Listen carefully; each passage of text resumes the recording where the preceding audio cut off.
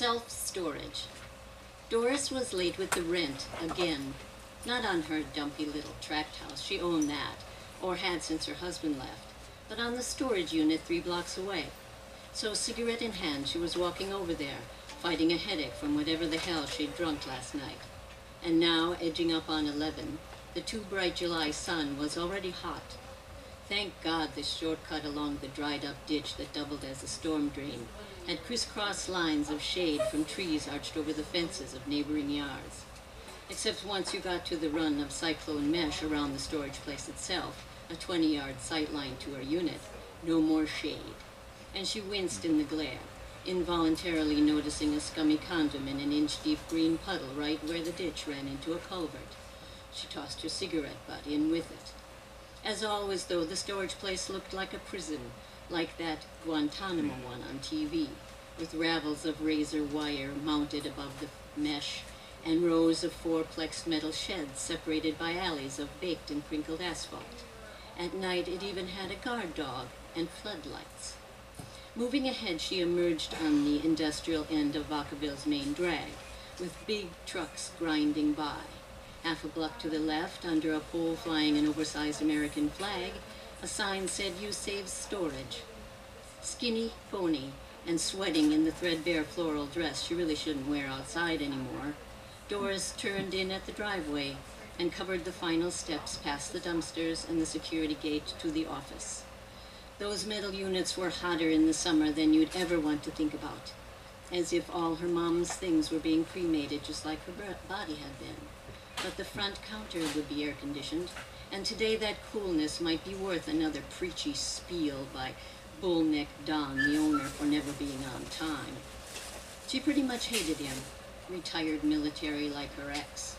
But Don was in your face about it, whether he opened his yap or not. A big NRA life membership hung on the wall next to the damned no smoking sign, along with a case of dusty ribbons and medals, a bumper sticker that read, "This Christian owns an assault rifle," and a photo of him in uniform shaking hands with Ronald Reagan. It was the one proof she'd seen that he knew how to smile. But no, inside was Don Jr., the community college student, so AC and all, she lucked out. "Mrs. Wilton," he said, "my dad guessed you'd be in." "Like he's never wrong," she answered. The dim room smelled of air freshener, and her head pounded harder as her eyes labored to adjust. "Almost," he said, with a quiet little laugh.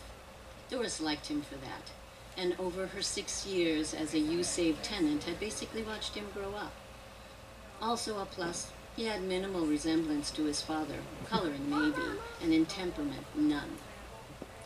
"I'll even save you delivering the lecture," she said, with a pointed finger, parroting sarcastically. "Cash only for late payments, and this is the last day of your grace period." She wearily handed him, Don Jr., the $50 she had taken from her hidden stash in the pantry. "Thanks," he said, digging a single nickel of change from the drawer. "I'll put you down as paid. But really, you shouldn't keep going to the brink like this. My dad doesn't cut slack." "Oh, I know his threats. After day 5, he throws everything in the trash." "Well, they're not just threats," the boy said, "but he calls in the buzzards to do it." She had a vision of shiny blackbirds, their livid necks scaly and disgusting, diving into D-76 to carry away her mother's lifetime of figurines and sewing projects, National Geographics, and the prized AM radio. The shock of it must have played on Doris's face because young Don's voice turned sympathetic. "Buzzards, you know, dealers," he said, "like that guy Kurt, who's in here most months. Sorry, but the money helps us stay in business. They get a quick look from the doorway and bid for rights. Not all that much. Usually they keep what they want and dump the rest. Everything about it's legal." "You can't evict people without a sheriff's order," Doris challenged. "Read the contract, Mrs. Wilton. On default, the stuff is ours. It isn't like you live here." "No, you're right." She felt helpless, hopeless. "My dad would kill me for this, but $50 a month is a lot. You have a garage, don't you? Why not store it yourself?" "Yeah, maybe," she said, backing away. "Thanks for the tip." "Except your garage was jammed to the ceiling with personal overflow and had been forever. So when her mom died of emphysema up the valley in Williams, Doris, the only child, put everything from her family's crumbling old trailer coach waist deep in her own living room. And that meant everything, down to the torn curtains and bent cafe rods. She'd still been married then, and her husband went along with it at first. But the day he packed his bags and moved off to his brother's in San Bernardino, he said something truly mean. "House might as well be yours, Dory. No place for me here. The car's forced into the street, her in the living room, and you in bed all the time. Sober up and get a life." Well, just to show him, because he thought he was so smart, she'd spent 2 days filling that storage unit, even if she hadn't reopened the lock since. But suddenly, with no idea how she'd navigated it, Doris and another cigarette were back along the ditch, sweatier than before, under the trees and almost halfway home. Yet she ought to be a buzzard herself. Go through the whole unit, keep what made sense and sell off what she could and trash what she couldn't.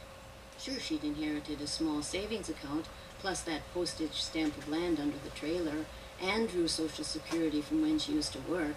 But the kid had been right. $50 was a lot. She felt a flush of motivation, like it would be easy once she got started. Then came a jabbing fact. As much as it needed doing, she could never do that. Never. How many damn goodbyes were you supposed to say? What she really needed was a drink. Last night she remembered now.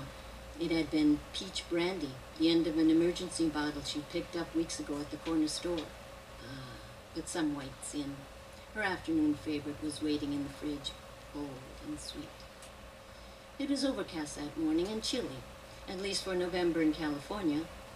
So Kurt had the heater running as he backed his Dodge King cab toward D76. Last week, on his official look, its contents seemed like a sad sack bunch of shit, but you could never tell. Might be sterling silver buried underneath, a stamp or coin collection, jewelry, guns, copper wire, or a nice piece of Ames furniture. Kurt had bid on the 3 latest use-save defaults and won 2, but he suspected that old Don was jerking him around, and there wasn't another bidder on the 3rd unit, the one with maybe the best pickings. He'd also bet it would be on bid again next week, too. For now, he'd start with the easiest, cheapest one, and knock that out before he went to coffee. Don had already given him the key, so once he put his work gloves on, he dove in. But Christ, who squirreled away McDonald's cups, busted brooms, torn up curtains, a rusty dish drainer, a card table too wobbly to use? Yeah, the typical bed frames and chairs and TV stands were in there too, but the flatware and cook pans were junk, along with most of the rest, including a cheap old cremation urn, empty, he checked, on the floor in the far corner. After less than an hour, 90% of it was piled in his truck bed, headed for the dumpster on his way out, with plenty of room for the few keepers in the rear cab. A decent area rug, or decent enough, that ought to bring something. A surprising inlaid night table, which itself could cover his costs, and as he'd hoped, a coin collection. Didn't seem like any rare ones, but silver dollars added up regardless. Then, while he was carrying another armload to the truck bed, a scarecrow figure caught his eye. A woman, staring at him through the fence by the ditch. And this gal really could scare crows. In a ratty pink terracloth robe, gray hair all stringy, with her sallow face pinched around a cigarette and her arms wrapped across her elbows in the cold like the robe was a straitjacket. Oh shit, probably the owner, former owner. Last thing Kurt ever needed. He'd had him scream and yell and curse at him, make threats, and a couple times call 911. Generally, they weren't around, but when they were, kind of fucked up his mood all day. Not that he took threats seriously. Kurt was a big man, very big. 6'5", 230 pounds, had played semi-pro football and knew how to take care of himself. He eyeballed her again under the brim of his cap, and just as quickly looked away, her stare like a jet spray of dry ice. On his final trip, he had some keepers for the cab. A classic 1940s radio in top condition, and a few out-of-date prescription pain meds that he wasn't too proud to sell to the jerks he knew specialized in that sort of thing. scarecrow woman and her expressionless gaze, minus the cigarette since his first sighting, followed his every step. But at least she hadn't started screaming.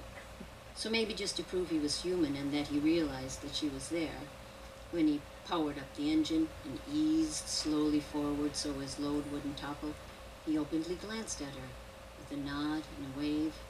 Damned if she didn't wave back, friendly-like, and show her stained teeth in a affordable smile, as though he'd done her a favor or something.